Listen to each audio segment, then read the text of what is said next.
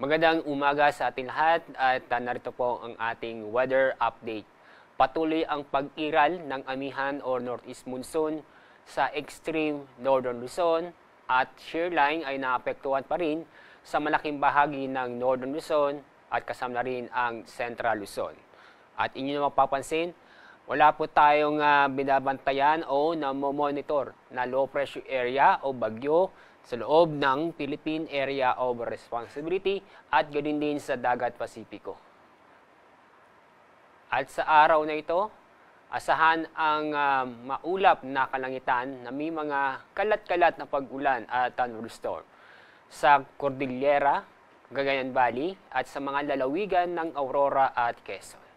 Kaya paalala sa mga kababayan po natin na patuloy pa rin tayong mag-ingat dahil sa mga pag-ulan na posibleng magdulot ng pagbaha o pagguho ng lupa. Samantala, ang nalabing bahagi ng Luzon, kasama na rin ang buong Kabisayaan at Mindanao. Asahan ang maganda at maliwanag sa panahon ngayong araw.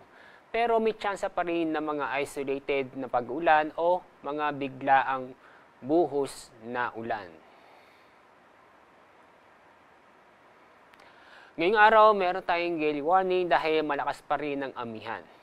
Kaya may inaasahan pa rin tayong matataas na alon sa mga baybaying dagat sa Batanes, Cagayan kasama ang Babuyan Island, Isabela, Ilocos Norte, Aurora, Northern Quezon kasama ang northern at eastern coast ng Polillo Island. Kaya paalala na huwag munang pumalaot sa mga lugar nito dahil sa matataas na alon.